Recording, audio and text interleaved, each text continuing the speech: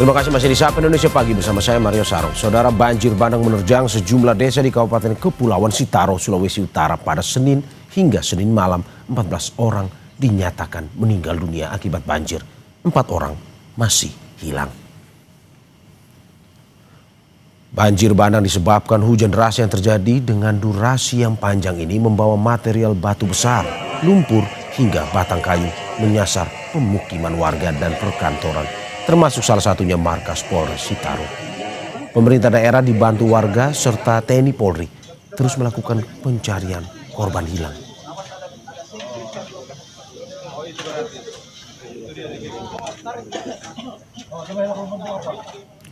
Dan Ramil 130102 Siau, Kabupaten Kapten Infanteri Stephen Teddy Joseph menyampaikan hingga Senin malam 14 orang meninggal dunia. Sementara itu 4 orang belum ditemukan dan 11 orang terluka akibat banjir bandang di Kepulauan Sitaro.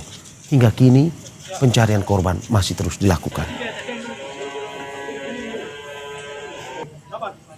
Jumlah korban untuk Kelurahan Bahu, Kecamatan Siau Timur itu 11 orang, 8 meninggal dunia, 3 belum ditemukan. Kemudian untuk Kampung Peling, Kecamatan Siau Barat, 2 meninggal, sudah ditemukan. Untuk Kampung Lagaeng, Kecamatan Siau Barat Selatan, 3 orang korban, 2 meninggal, 1 belum ditemukan, anak umur 4 tahun. Dan yang terakhir Kampung Batu Senggo, Kecamatan Siau Barat Selatan, 2 orang meninggal sudah ditemukan. Jadi total yang meninggal update hari ini 14 orang, belum ditemukan 4 orang. Korban luka 11 orang. Total korban seluruhnya 18 orang. Untuk diketahui saudara, Kabupaten Kepulauan Sitaro terletak di Provinsi Sulawesi Utara. Merupakan kabupaten kepulauan yang terdiri dari banyak pulau dengan ibu kota di Ondong Siau. Wilayahnya mencakup pulau-pulau seperti Siau, Tagulandang, dan Biaro yang berada di bagian utara Pulau Sulawesi.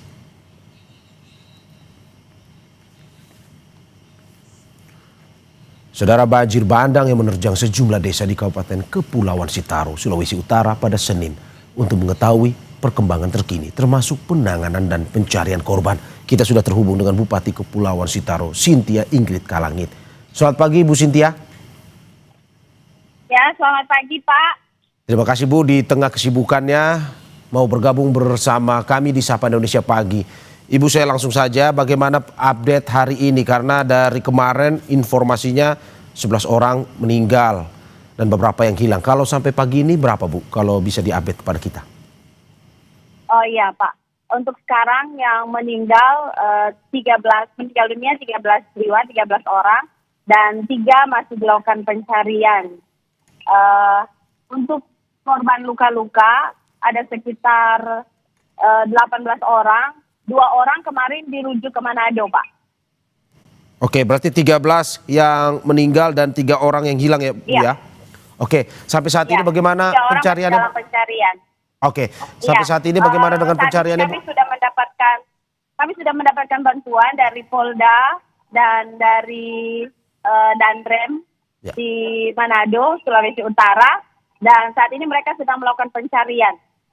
Oke, Ibu, saya ingin memastikan lagi karena kami baru saja mendapatkan informasi dari Gubernur Sulawesi Utara pagi tadi, tepatnya pada pukul 6, itu ada 14 orang yang meninggal, 14 korban yang meninggal.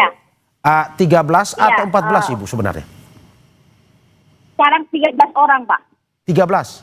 3 masih hilang, iya Pak. Saya ulangi, 13 orang yang meninggal ya Bu ya? Iya. Oke. 13 orang meninggal, 3 masih hilang dalam pencarian. Oke.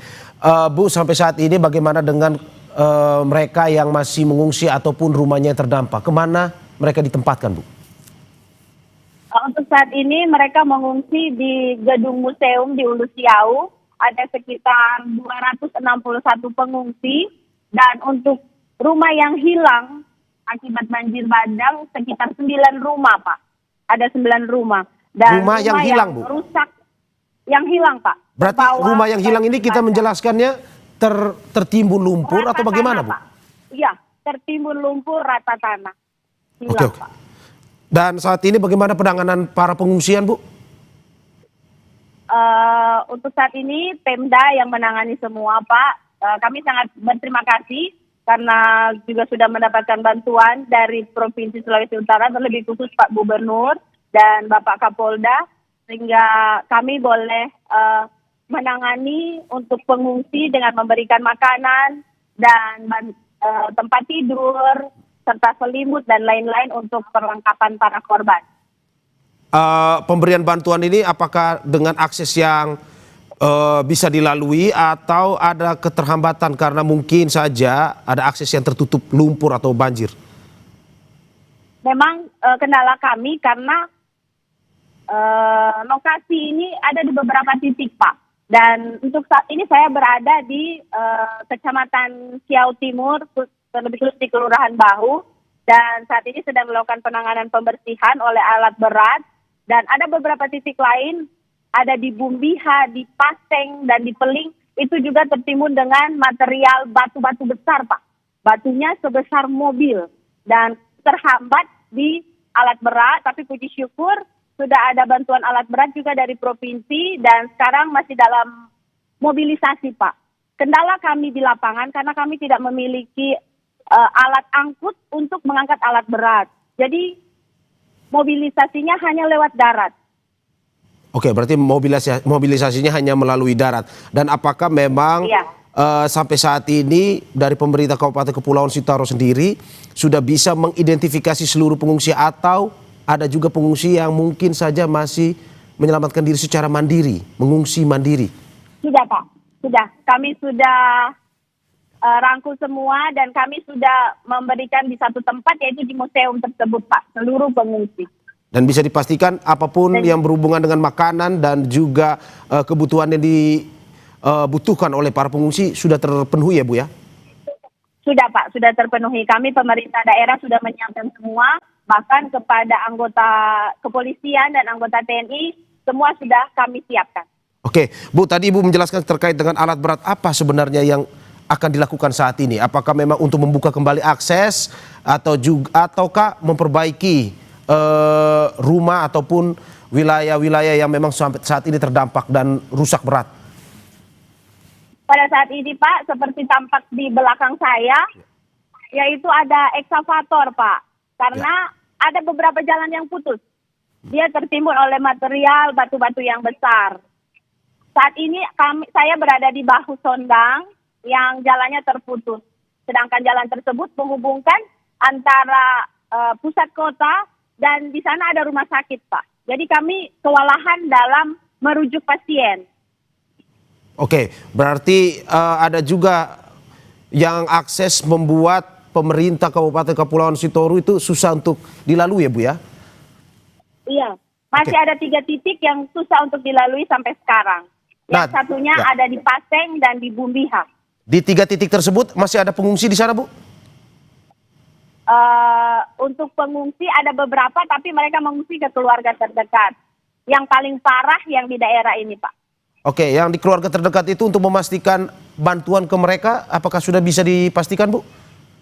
Sudah, Pak. Dari kemarin kami sudah menyalurkan distribusi bantuan makanan dan peralatan untuk para korban pengungsi. Oke, Bu, kalau kita lihat dari kronologi yang terjadi, kalau tidak salah saya membaca beberapa berita yang beredar bahwa di pukul 3 pagi atau subuh terjadinya banjir bandang tersebut. Apakah memang di Kepulauan Sitaro ini memang sering terjadi banjir atau baru kali ini saja, Bu? Iya, Pak. Memang di daerah kami, Kepulauan Sitaro, memang sering terjadi bencana. Di daerah kami ini kami memiliki gunung api aktif. Dan kami berada di wilayah perairan laut Sulawesi Utara. Itulah yang menyebabkan daerah kami rawan bencana. Dan hal ini sering terjadi, tapi baru kali ini, di tahun ini kami memiliki korban jiwa yang cukup besar dan korban material yang cukup besar. Dan memang bahan material yang jatuh, saya entah jatuh dari gunung atau dari mana, dalam bentuk batu-batu besar dan lumpur, itu yang menyulitkan para korban untuk menyelamatkan diri.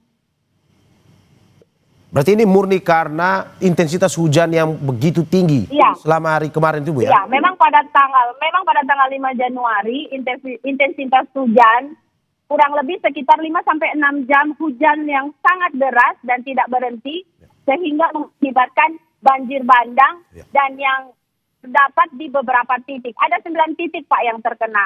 Dan titik yang paling besar yaitu di Bahu dan juga di Pasek serta Bumbiha dan Peling Batu Senggo. Di titik tersebut yang memakan korban jiwa Pak, sebanyak 13 orang. Sebelumnya sudah ada peringatan dini Bu dari BMKG terkait dengan intensitas hujan yang tinggi? Iya, sudah ada Pak. Dan apa yang dilakukan oleh pemerintah daerah ketika mendapatkan peringatan dini tersebut Bu? Memang kami sudah memberitahukan kepada seluruh masyarakat untuk tetap waspada dan berhati-hati. Dan jika tidak ada keperluan mendesak untuk keluar, harap berdiam diri di dalam rumah.